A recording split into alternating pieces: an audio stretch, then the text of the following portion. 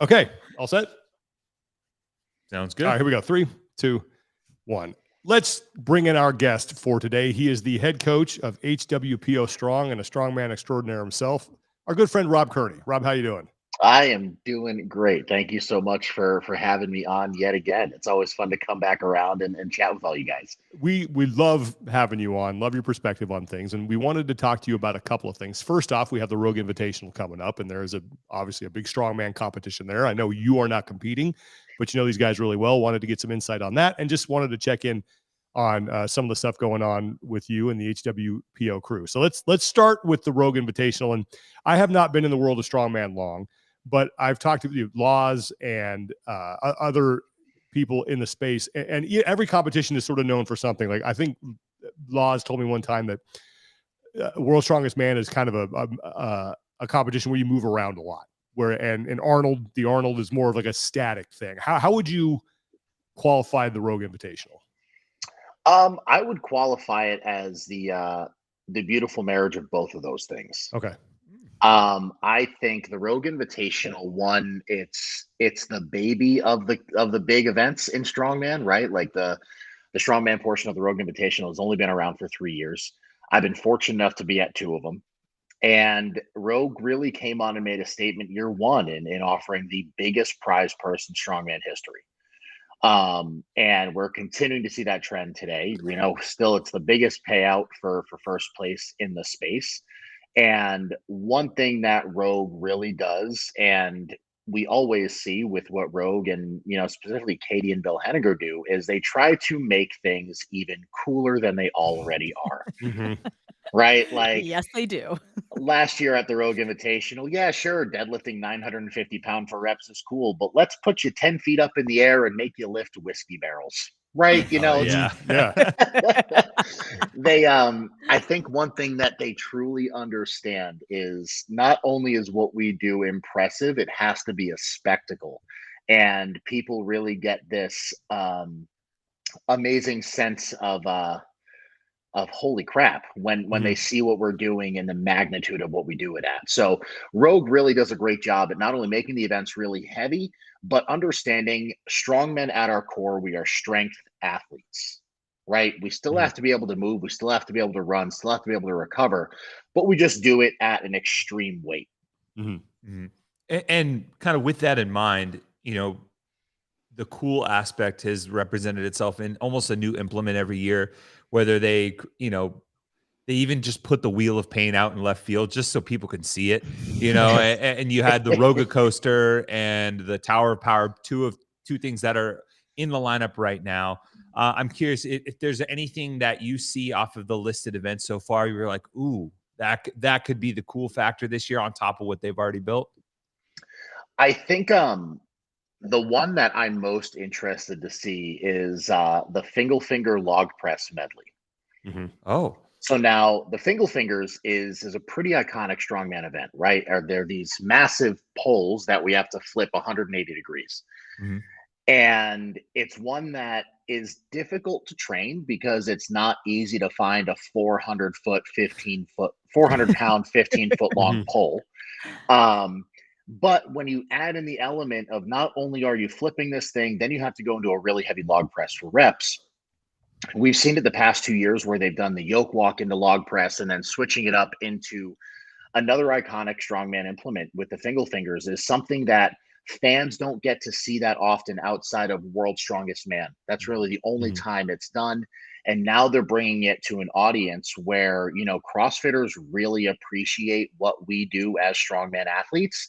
So for them to kind of expand the viewership into different avenues of what strongman does and the different events that we get to do is really exciting, because the Fingal Fingers is one of those events that you have to be able to move quick through it, but it's also heavy, and it kind of favors the bigger guys, but you have to be athletic. So it's this really cool blend of strength and size and athleticism. And then you also have you need that level of conditioning going into the log press. So I think that's going to be a really fun event to watch. I think it's interesting because so many of the implements that you see in strongman, like I see you on Instagram and what your home gym looks like. You don't have a wheel of pain in there. You don't have some of these massive pieces of equipment. And as CrossFitters, it's like we need to have every piece of equipment before we get on the competition floor to practice them. So for you and the other strongman athletes, how do you practice some of these movements that you might only touch 3 times a year when you get on the competition floor? So training for the Wheel of Pain the past few years, I did a little experiment with my truck. And what I realized was how many clicks do I have to put on the e-brake to get the right resistance to where, so I would actually push my truck up my driveway with the e-brake on to train for the Wheel of Pain, right? So I have about a 75, I have like a 75-foot long driveway. I'm like, okay, Wheel of Pain is 60 seconds. How hard do I have to make this push to where I'm pushing it the entire distance, that entire time? So we get pretty, we get some ingenuity in there and figure things out, you know. And I mean, even for me, I'm getting ready for America's Strongest Man, which is the following week after the Rogue Invitational. And one of the events we have is power stairs, and it's literally picking up really heavy weights up a bunch of steps. So I've been making trips out to a gym almost 2 hours away from me every other weekend to be able to go train that event. So we just make sacrifices and make the trips to gyms that might have the equipment that is close to what we're going to be doing in competition. This is. Do you have neighbors that stare at you? Yeah. All right, I have to ask. What is that guy doing? Yeah. You obviously, again, are not competing, but this is a very stacked field, always is at the Rogue Invitational. And this is kind of the only, I don't want to say the only, but it's one of the main exposures that CrossFit fans get to strongman. And if you're a CrossFit fan and you haven't watched a strongman competition, please do, because it's awesome. Like, it's so fun to watch. Who are for those people who might be tuning in for the first time, who are the athletes they should be watching in this competition? I mean, first and foremost, the name that comes to the front of the list is Mitch Hooper, right? I mean, this guy, he came onto the scene first, really in the pro strongman, the international scene. He came on hot in 2022 at World's Strongest Man, taking 8th place in the finals. Which World's Strongest Man is an interesting competition because 30 athletes get there. There are 4 days of qualifying, and you have to make it out of the qualifying groups to even make it to the finals. And for him to take 8th place his first year is just wild. But to add to that pedigree even more, ever since that event, he has not been off the podium. He's won the biggest competitions. He's won the Arnold. He's won World's Strongest Man, took 2nd place at the Shaw Classic this year. And he's just one of those athletes that he's an athletic guy, knows how to use his body. And one thing that strongmen really have to be good at is being adaptable really quickly under the circumstances we're given.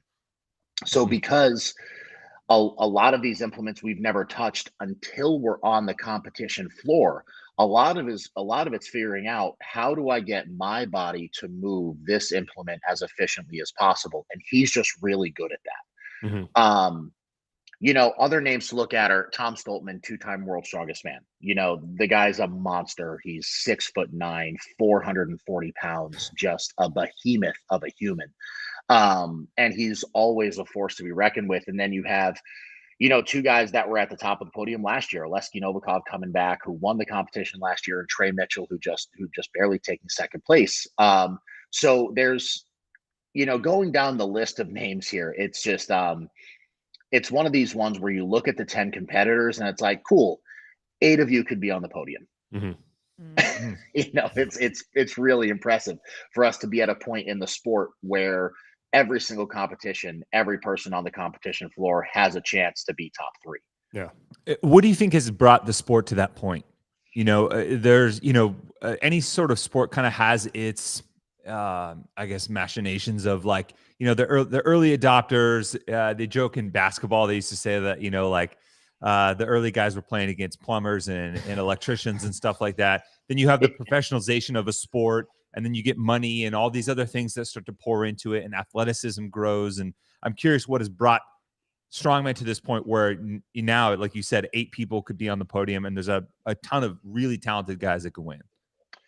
I think there's a lot of factors. I think one, It's funny. I'm going to be turning 32 next month, but I'm one of the kind of like the old guards here in the sport because I've been Oh, doing it since I was 17. So I've seen this sport throughout this entire transition period and seen these new competitions pop up. So first and foremost, it's the sexiness that there's some good money in it now, right? We're seeing competitions that we're seeing over 6-figure first place, prize purses, and we're seeing a lot more notoriety. I think also there's a cultural shift, especially here in the US, where people are starting to appreciate niche sports and strength training. We see it over in the UK when I go and compete, for Giants Live over in the UK and in England. I've competed in front of 12,000 seat arenas, completely sold out. I got to compete at Wembley Arena and Wembley Stadium, like these amazing, iconic venues. And there's just a culture that appreciates strength over there that hasn't really trickled over here just yet. But I think we're starting to see those wheels turn. A lot of the credit goes to CrossFit with the implementation of more strongman implements into CrossFit competition, and people seeing that and wanting to get their hands on it. And then you have companies like Rogue and like these other equipment companies that are making strongman equipment more accessible to the everyday athlete. I think it's just that perfect marriage, while we're seeing this kind of push for fitness, especially here in the US, that's helping grow the sport really organically, but also getting more athletes excited about wanting to progress in their career as a strongman and no longer thinking of it as just a hobby. What do you think is still missing when it comes to the growth of strongman, maybe as a whole, but also specific to the US? There's a relatability aspect that people don't quite understand. And what I mean by that is you look at the Rogue Invitational last year, and we were doing a 1,000-pound yoke walk for 50 feet into a log clean and press at 365 pounds for 3 reps. Yes, numbers, that sounds heavy, right? But your average person that's watching that, they don't understand what that feels like or what that means. So for us to carry 1,000 pounds, 50 feet in under 10 seconds, yeah, it's really impressive. But nobody's ever been under that kind of weight or under any weight ever. So what I always tell people is like, hey, you know what? Like next time you're in your CrossFit gym, most CrossFit gyms have a yoke at this point. Throw 300 pounds on there. Take it for a stroll. See how it feels. Right. And then you start to like put into context, like, oh, damn. All right. Yeah. 1,000 pounds is pretty heavy. So I think there's just there's a disconnect in the relatability of what we do that makes it difficult for people to fully comprehend. Whereas CrossFit, I think the thing that they've done so well is they do movements that mostly everybody's done at one point in their life. Whether it's, pull-ups are crazy and sometimes people can't do them, but they've all hung from a monkey bar. Jump rope we do as kids. People go for runs, and the weights are things that people can comprehend. Looking at Fran, a 95-pound barbell, people can understand 95 pounds.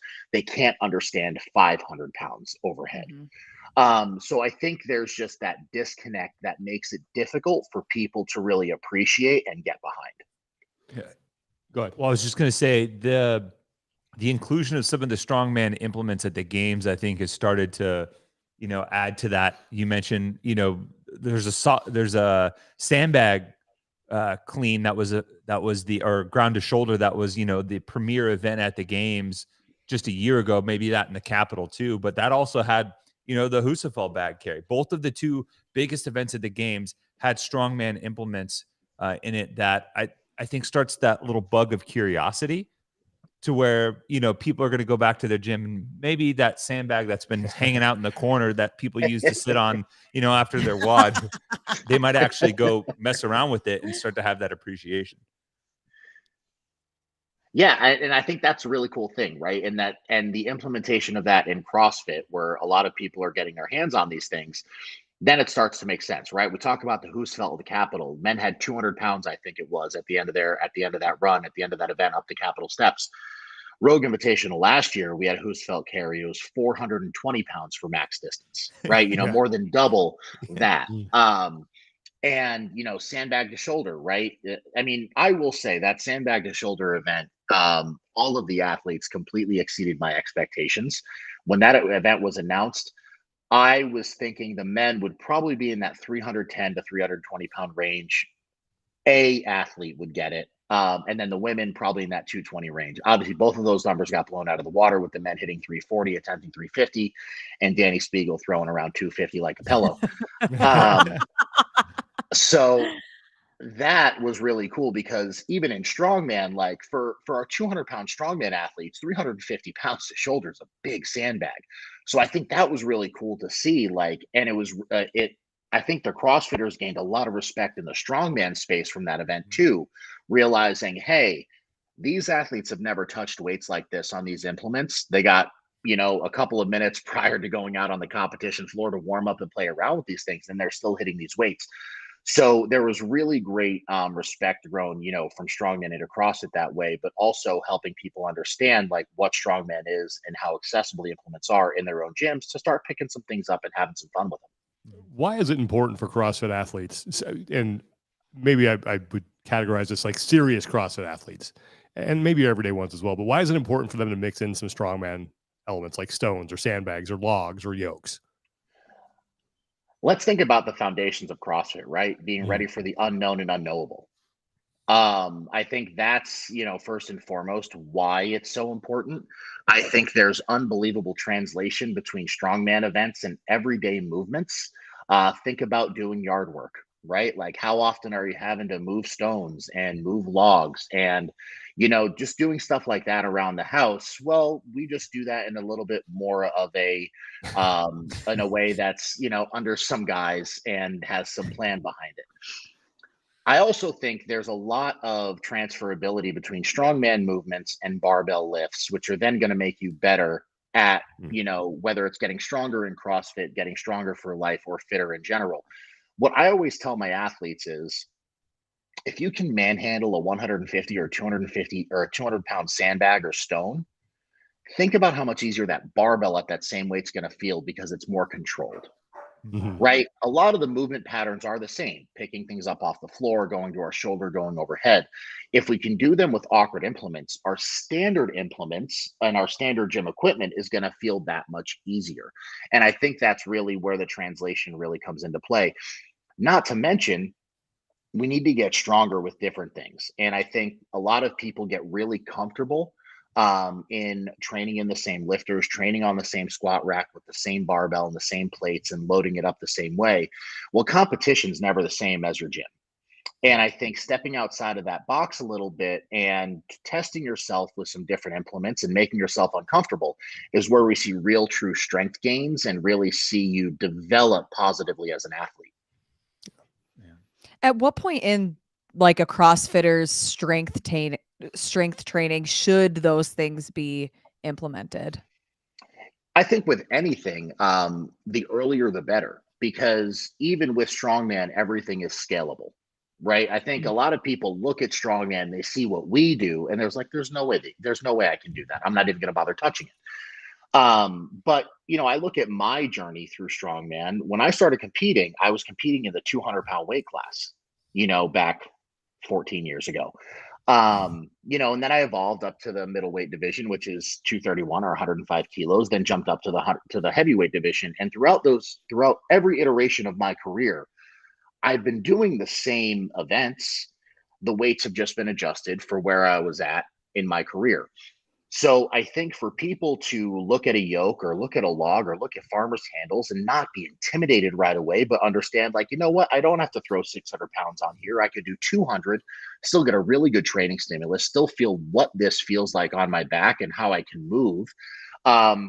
I think it just builds up that confidence and that comfortability with strongman implements, which is just going to help grow it and push the sport into a better direction. Taking a look back at the field of athletes here, I remember last year and, even maybe before that too, but hearing like Mitchell Hooper as this kind of like up and coming guy, an athlete that, maybe is looking to have a breakout or has this potential that eventually is going to get fulfilled. Is there anyone in the field that kind of fits that? Maybe it's a dark horse, someone that you think could maybe stand on the podium, or even someone that could maybe catch a tailwind and push for the top spot that a lot of the strongmen know and are like, yeah, it's only a matter of time, or, someone that could completely catch us off guard? The big name that comes to mind for that is Tom Evans. So Tom Evans kind of came onto the scene at the Arnold Strongman Classic this past year, took 5th place. Tom played for the Green Bay Packers. So he has a really great athletic background. And he also has that I get the ignorance of youth on his side. That's a factor. He's a younger guy in terms of his strongman age.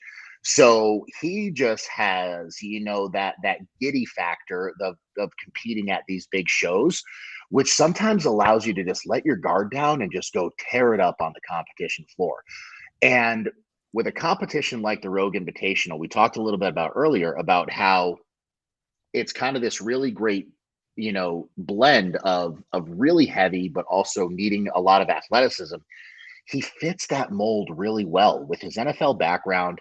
The guy's strong as an ox, and he moves really well. And I think all of those things, if he can piece together a really great show, he'll definitely steal points from people on a lot of events, but definitely has that potential to sneak onto the podium as well.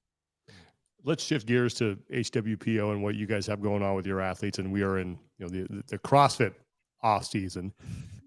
Where are you guys now with your, elite games athletes as far as training is concerned? I'm guessing, did you sort of take learnings from the games and now you're applying it to training? But what does that process look like now as you work your way into 2024? Yeah, I will say this games was a big learning year. Just from a coaching perspective, where we were in 2022 to 2023 is very different as a company and a camp. And we took a lot of what our athletes did, a lot of how we were interacting with them, and kind of flipped it all on its head. And I will say, from a coach's perspective, as a team, we are completely involved in virtually every part of these athletes' lives right now. They're probably getting sick of hearing from us, but they're so responsive in terms of, giving feedback, letting us know what's going on. So from a training perspective, we have, 4 really strong, amazing CrossFit coaches that are doing a lot of the bulk of their off-season training. And then myself and Amy Everett handling a lot of their barbell stuff, Amy on the Olympic lifting side, myself on the strength side, as well as the odd object stuff. So one thing that we're really taking a kind of pushing our heads into is kind of prioritizing some odd object training. I think it's something that a lot of camps don't often do. But I think looking at the landscape of where the sport could be going, it's something we felt we needed to prioritize. And going back to what I was saying in terms of getting people reps on these things, it's only going to help them as an athlete when it comes to the more standard movements as well. Getting them stronger in awkward and uncomfortable positions is only going to make them stronger when they're in control. So we've been really having a lot of fun kind of putting these programs together for all of our athletes, the ones that are returning, the new ones, and really the debrief after the games. We had a lot of really hard conversations with ourselves and with each other about how did we miss the mark for our athletes and what do we need to do better to support them to get better performances out of them in the 2024 season. Where'd you net out with that? I'm sorry, go ahead, Lauren. No, you're fine, Sean. I was gonna say, so in those conversations, what are the big takeaways that you guys had, or the biggest lessons that you learned? I think the biggest things that we learned were, I think, from my perspective, we let athletes get a little bit too comfortable. I think, from a coach's perspective, there are things we could have done to push them a little bit harder to get them out of their comfort zones and focus differently in the training. And that's really what our priority has been this entire offseason thus far, and still continuing. And that's going to go, all the way through the Open, to be honest. For a lot of these games athletes, our season doesn't start until they're qualified for semis. That's when the season really starts for them. So making sure we're doing everything we can to take advantage of this time off from competition season, getting them in the right headspace, and really making sure we're setting them up and putting all the steps in place to make sure, like I said, we have a really great 2024. Yeah.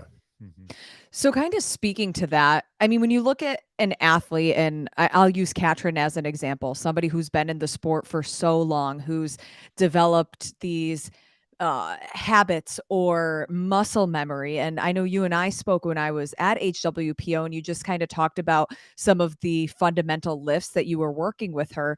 What is the balance between trying to improve that athlete and peeling back those layers to almost improve the longevity versus, oh my gosh, we are trying to follow the sport and the direction that it's going in and making sure that you're also prepared for these new things? I think one thing that we've done really that we've started to implement is we've been taking more of a scientific and as opposed to an anecdotal approach to our training this year.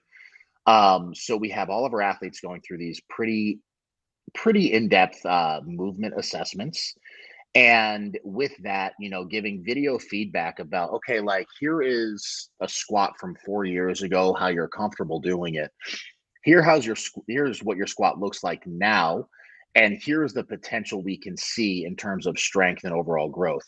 And I think really trying to lean into that and getting our athletes to buy into that has been really important to us, because obviously the only way we get stronger, the only way we grow is through putting ourselves in uncomfortable situations. And allowing our athletes to buy into that and understand that that's where we as a coaching staff are coming from has been kind of the forefront of how we're approaching this entire off season. And fortunately, all of the athletes have been unbelievably receptive. And what's funny is we're going through it, and a lot of them, like, they're not doing quote unquote CrossFit right now. So they don't like feel fit. They don't feel like themselves. We're like, yeah, good. That's what we want right now, because in 6 months you're going to be sick of CrossFit. Yeah, that's a good point. And to not necessarily to give away the keys to the castle, but what does that look like? Like, how do you keep that interest in what is it based on an individual basis, like what they're working on, or where you're trying to add those additional kind of pieces to the mold? Yeah, I mean, that's part of the tough part is all of our games level athletes have completely individualized programs right now. So nothing is cookie cutter, nothing is really one size fits all. It really is based off the movement assessments we put them through earlier in the off season. And then we developed a plan kind of working backwards based on the needs assessment that was given to figure out, okay, where do we need to prioritize everything right now for these athletes? And how does that look in the overall plan getting ready for the 2024 season? So it's a lot of conversations, a lot of long conversations, not only between us and the athletes, but internally within the coaching staff as well. Because obviously, as coaches, we all have our own training philosophies, and we all have what we feel needs to be the priority. So coming to a consensus amongst a coaching staff of 6 people isn't always the easiest thing. But as long as we all have the same mentality of like, okay, whatever we put on this paper needs to be what is best for the athletes, egos and personal philosophies aside, that's kind of the step we've taken going into this offseason. Have you been able to work one-on-one with Brooke Wells yet? I have not. When she went up to Vermont for a little while, and I unfortunately wasn't able to make it up there due to my training schedule and everything going on. But I know that is definitely going to be a priority. I mean, we text, she sends me videos. So like in person, we haven't worked one-on-one, but she's one of those people that we all know she is unbelievably strong. But what's really cool is after looking at all her videos and really assessing her movement and stuff like that, she can be a lot stronger. Wow. Okay. Yeah. Look forward to seeing that. Yeah. Heck yeah. There's a lot of conversation going on right now in the CrossFit space about how the sport gets better, how it gets more professionalized, how you make more money. I think CrossFit would really love to achieve a level of popularity that Strongman has right now. And you sort of have a foot in both spaces. What lessons, if any, can CrossFit take from the rise in popularity of Strongman and apply to get the CrossFit Games and the sport of fitness to where I think we all want it to go? I think it's interesting because when CrossFit really first started, especially as a sport, we saw this amazing trajectory upward, right? Like, and I kind of liken it to the honeymoon phase of strength training. where it's like every week's a new PR and you love loading up the barbell. And then now, like, you're 10 years in, you're the salty vet, and you're like, yeah, F this. My abs Whereas I haven't seen a Strongman, PR in 3 years. Oh, yeah, I was at a conference this past weekend and somebody asked me, they're like, oh, like, when was the last time you PR'd your deadlift? I was like, 2019. Thanks for bringing it up. Yes, Really appreciate appreciate that. that. Yeah. So CrossFit had that really great trajectory upwards really fast. And Strongman has kind of done the opposite, right? Where it was like we had World's Strongest Man, we had the Arnold Strongman Classic. Those were the only two big competitions in the space. And it was pretty stagnant for a long time. And then all of a sudden, over the past 5 years, we've seen this steady increase of competitions, prize money, sponsors, and interest in the sport. So, in looking at what Strongman has done, and from an athlete's perspective, it's difficult. We compete a lot. And I think that's one thing that has really helped because it keeps you relevant and there's always something to look forward to from a fan's perspective. I think that's really what's gotten us the kind of the push over the last few years. When I talk to people about my competition season, it is January to December, right? yeah. When you look at the big four competitions in the Pro Strongman season, we have the Arnold Strongman Classic in March, we have World's Strongest Man in May or June, we have the Shaw Classic in August, and the Rogue Invitational in October. Rinse and repeat, start getting ready for the Arnold right after the Rogue. And then on top of that, we have the World's Strongest Man qualifying tour and Giants Live. They have 6 to 8 competitions a year that we have to go to as well. And then there's also some other iterations and some smaller promotions as well. So from a fan's perspective, when the people you support and the athletes you love are constantly competing, there's always something to look forward to, whether it's content on social media, whether it's a live stream of a competition. So they're always looking to support their athletes in the next up and coming thing, and they know it's right around the corner. When it comes to CrossFit, it's been tough because we have the games, right? That is our marquee event every single year. Yes, we have the Rogue Invitational. There's great money and great hype behind it. And then we have the other stuff like Wadapalooza. But outside of that, there's really only 3 big competitions a year. And then the qualifying series for the CrossFit Games starts with the Open in late January, early February. So I think from a sport perspective and a fan perspective, it sometimes gets easy to forget that there is a competition season and that there are competitions going on. And as I said, from an athlete's perspective, it kind of sucks because you're always in competition prep. You're always getting ready for the next competition. But then, that just takes a really keen eye to look at the competition season and decide, okay, like these are the shows I'm going to peak for, but I'll still go to these other ones to still keep myself relevant, still compete, still keep my name out there. I think there needs to be something like that to happen in CrossFit to kind of kickstart it again, get people excited about it, and reinvigorate the sport from a fan perspective so people can constantly be excited about what their athletes are doing. Yeah, I think that's a great point. It's funny because I've talked a lot with Brent Fikowski about this, with the PFAA, and I think he's kind of banging the similar drum. And I the more I hear that the stuff he has to say now, hearing you, I'm like, yeah, maybe it's time to take a whole new perspective on this thing. Yeah, and it's not easy, right? It's not easy on anybody that's in the space, from the athletes to the promoters. It sucks. But when you understand and you look at trends and you see that in the age we're in with streaming and social media, staying relevant is the only way you grow. And when the CrossFit season is 5 months out of the year, what are we doing that other 7 months to keep our athletes' faces in the forefront of everything that's going on? And again, like, not saying anything bad about Rogue or Wadapalooza, but they're not really thought of as major events, even though they are. From a fan's perspective, they're like, oh, cool, Rogue's happening. That's it. Right? Like, they don't get invested into the training like they do for the CrossFit Games season. So I think trying to figure a way to how to navigate that is really going to be the best thing for CrossFit as a sport to say, okay, here's what we need to do. How do we do this? And let's make a catalyst for it to really see where this thing can go.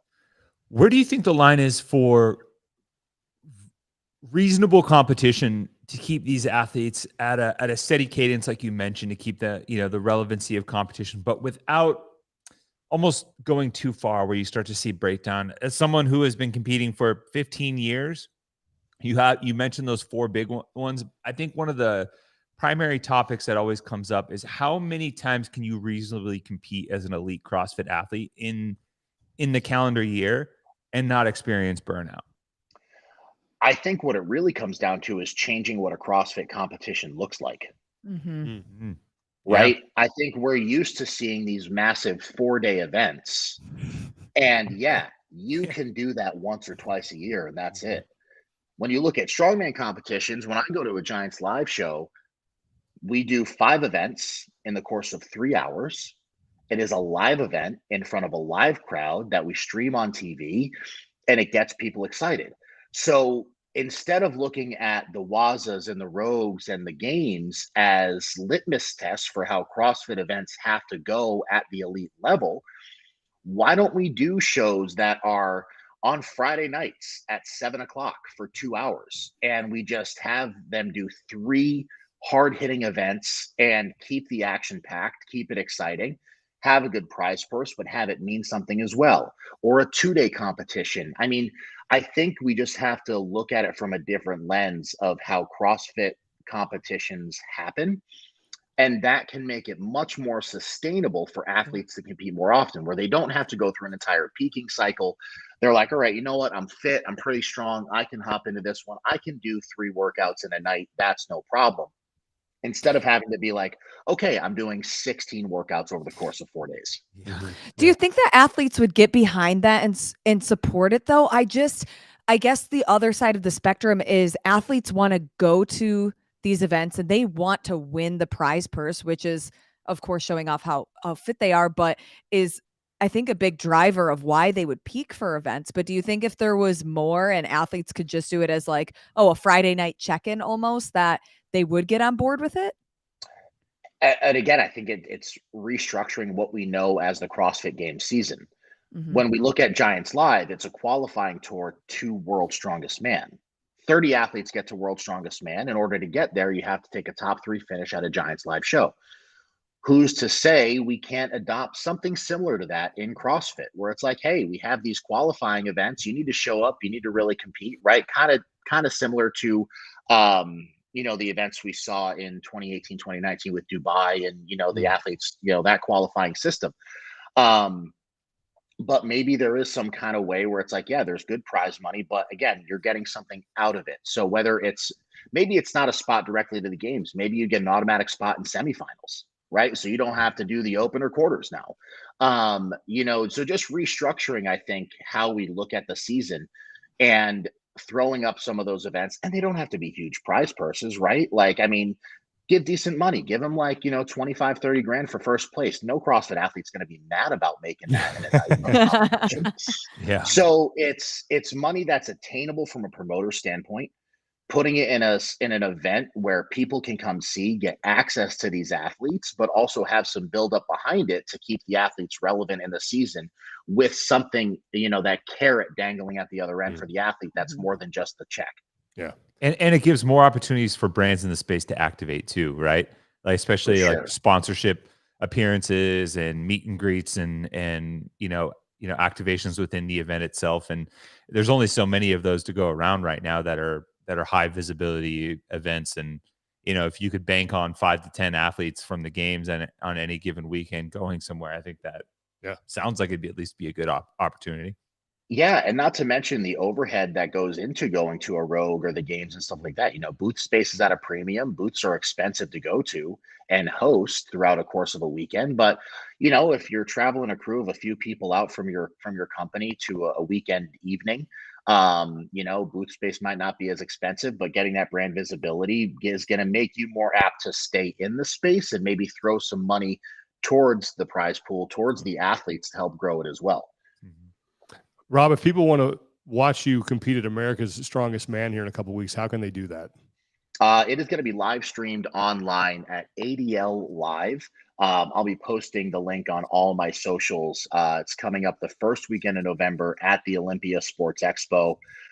So super excited. We got events on Friday, November 3rd from 1 to 5 Eastern, and Saturday 1 to 5 Eastern as well.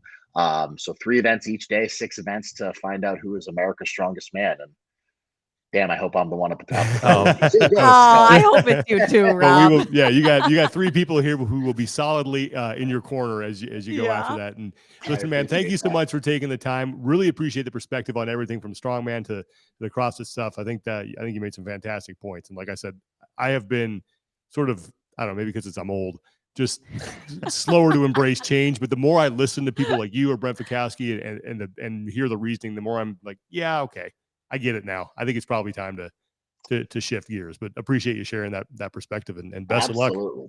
Thank you so much. I really appreciate it, everyone. Yeah.